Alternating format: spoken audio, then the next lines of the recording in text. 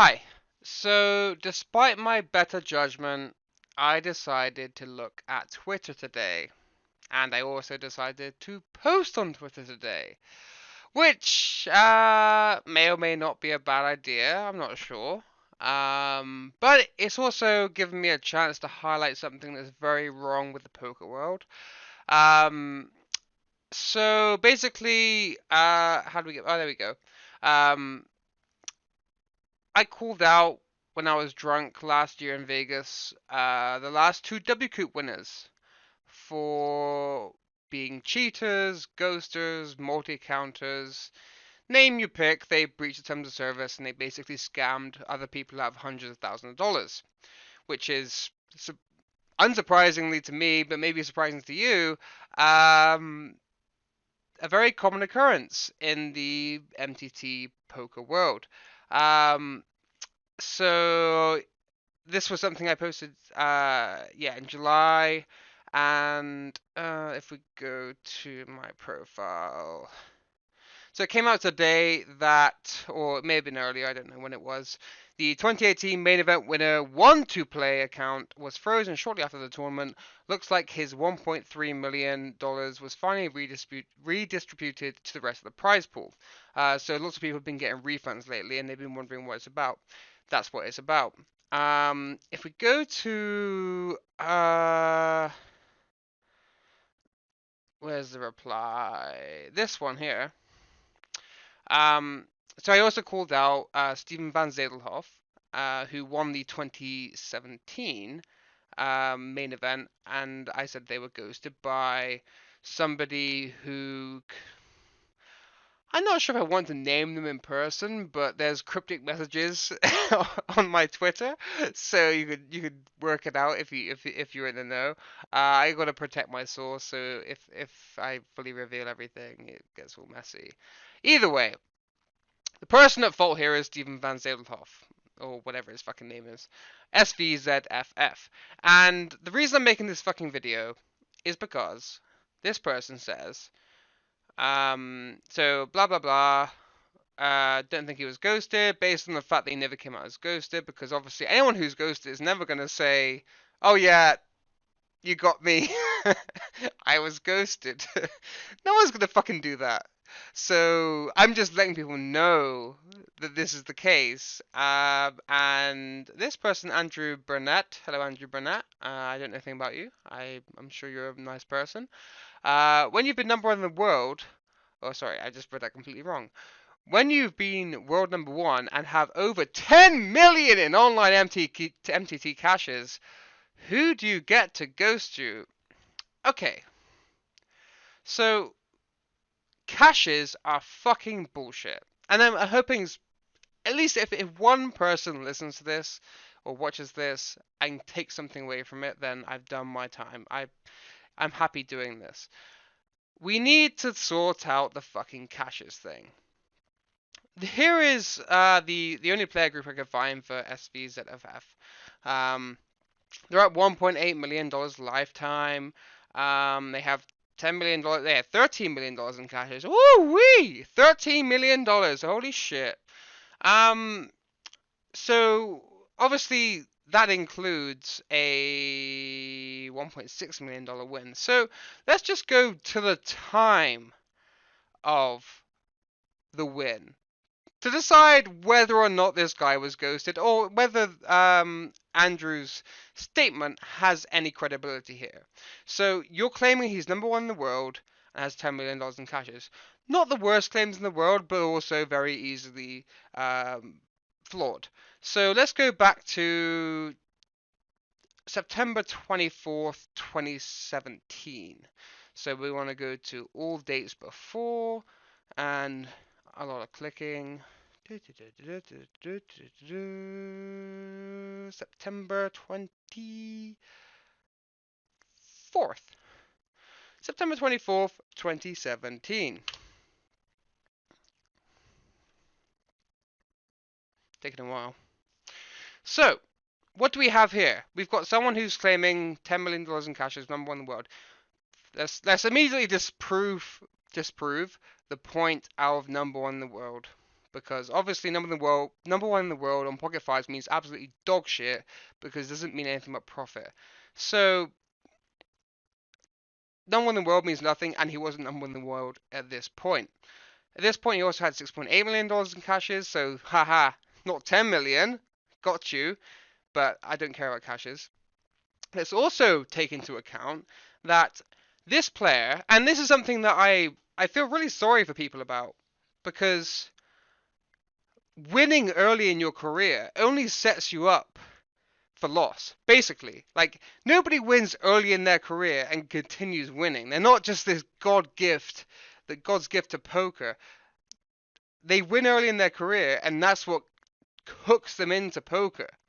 So what happens from there is that they continue with that strategy because, I mean, in Steven's case, he won 193,000 and then 93,000 in his first 1,500-ish games, 1,300 games.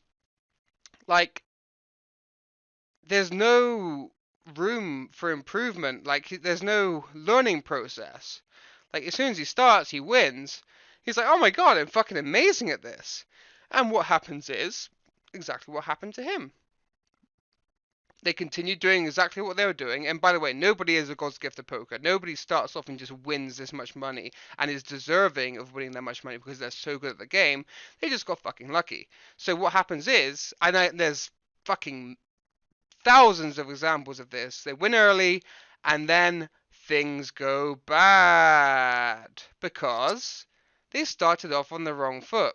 They started off thinking they were good, whereas what you should do is start off and go, holy shit, I suck. I'm getting absolutely destroyed.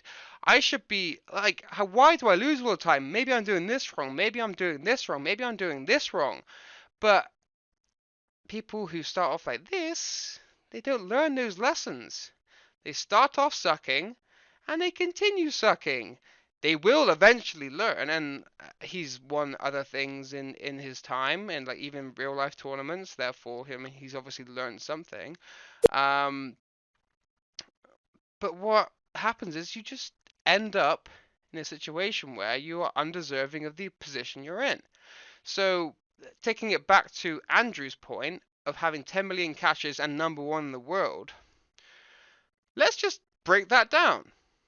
He's up $290,000 in, I mean, we'll take it from the start, 2005. So this is to 2017. So in 12 years, he's made $290,000. Most of that was won in the first 2 years. We can go to 2010 if you want, 2009. So since then, since his initial rise to success, quote unquote success, 304 to 290, he's actually lost money. He's actually lost money since he first started playing his first 1,300 games. So he's played, how many games is that? Over 60,000 games, losing money in 60,000 games. And you want to fucking ask me, when you've been number one in the fucking world and have over 10 million in online MTT cashes, who do you get to ghost you? Fucking anybody! Anybody can ghost you and be better than the fucking shit that you're playing. Oh god, it's fucking hilarious the way that this fucking MTT world works. It is stupid. And but by the way, guys, the reason this guy has got away with it is because he's a nice guy. The thing is, 99%, even higher, probably 99.999% of people in this fucking world are nice guys. Or nice women, whatever you fucking want to call yourself. But everyone has that dark side to them. Everyone has that little bit of, like, scumminess to them. And, like I said before, SVZFF, Steven Van Wedelhoff, I'm sure you're a nice guy, but you cheated people out of hundreds of thousands of dollars. And for you to get away with that because you're a nice guy, it doesn't quite ring right with me. So, there we have it. That's how you should think about poker. That's the world we live in. And there's no proof. I have no proof of this. Like, I have a source that I'm not willing to disclose, but I also know that source is true with 100% certainty. Um, and the point of this is to let this fucker know that people will now know that you are a ghoster and you cheated people out of thousands of dollars. Sorry, not $1,000. Well, I guess it is thousands of dollars. Hundreds of thousands of dollars. And your fame is only due to somebody else. So, yeah, probably should be making these videos, but fuck it. It's just a bit of fun, isn't it? So, yeah, we'll see what happens next time. And until then, don't pay attention to caches. Don't pay attention to PocketFi's rankings. Pretty much any caches thing in the world. I spoke recently on my podcast about the Hender Mob thing, basically about people who are the best at winning high stakes sit and goes. That is basically how the all-time money cash list works nowadays. Brinkany won what 25 million, and that's half his cash's lifetime in one tournament. Therefore, now he's #1 in the world. Doesn't quite make sense, does it? Anyways, not a good metric to track or rate people on or rank people on. And yeah, I'm done. Until next time.